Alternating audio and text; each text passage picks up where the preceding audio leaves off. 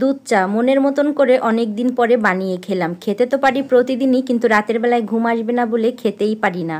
গোশ পোলাও যতই খাওয়া হোক, একবেলা মাছ না খেলে মনে হয় কতদিন মাছ খাইনি। আজকে আমি সকালের নাস্তায় বানিয়েছিলাম এই যে লুচি, পরাটা, ডিম ভাজি, চা, এগুলোই ছিল সকালের নাস্তায়। চাটা অনেক মজা হয়েছে, একদম সদ্য দুধ দিয়ে বানানো। ফ্রিজে থাকা দুধ দিয়ে দুধ চা বানালো কেমন যেন হয়, কেমন যেন হয় বলতে উপরে একদম দুধ তেল তেল উঠে যায় দুধের।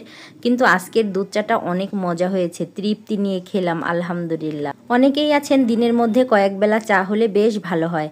আমারও হলে ভালো হয়, কিন্তু একটু প্রবলেম হয় বলে খেতে পারি না। রাতের বেলায় ঘুম হয় না, চোর পাহারা দিতে হয়। এর জন্য এই দায়িত্ব আর নিতে ভালো লাগে না, তাই আর খাই না। তার থেকে ভালো নিশ্চিন্তে একটু ঘুমাই বাবা, কে চোর পাহারা দিতে যাবে। যাই হোক, একটু মজা করে নিলাম। এদিকে চা খাচ্ছি আর বাবাইটা দেখুন কি সুন্দর মনের মতন করে খেলছে আর টিভি দেখতেছে। খাবার খেলে তো হবে না, বাবু যখন টিভি দেখছে মনোযোগ দিয়ে খেলাধুলা করতেছে, আর এই সুযোগটা কাজে লাগিয়ে নিব।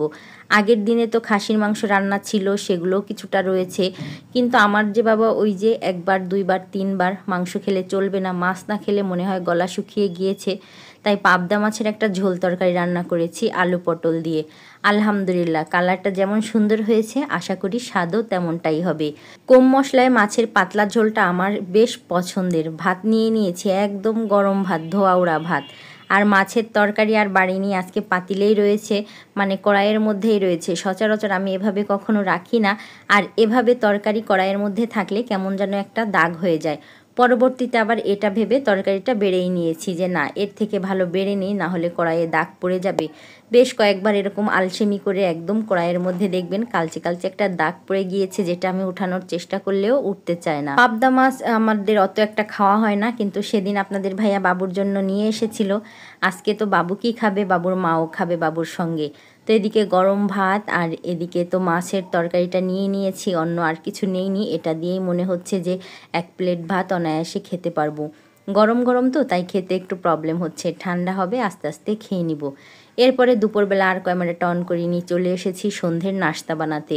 দুধ জাল দেওয়ার কাজ তো প্রতিদিনই থাকে, দুধ ভাত খেতে চায় না, তাই দেখা যায় দুধ দিয়ে হয়তো কিছু বানিয়ে দেই, না হলে দুধ দিয়ে ব্রেড দেওয়া হয়, কখনো আবার শুধু দুধ খায়। দুধ জাল করতে করতে কিছু কাজ রয়েছে যেগুলো আলসেমি করে আর করাই হচ্ছিল না। এই যে যেমন মুড়ির প্যাকেট থেকে মুড়ি নামানো, আটার প্যাকেট থেকে আটাটা নামানো, এগুলো কয়েকদিন ধরবো করব ভেবে রয়েই গেছে, আর করা হচ্ছে না। তো এখন ভাবলাম একটু দুধ জাল হচ্ছে আর কাজ করে নেই।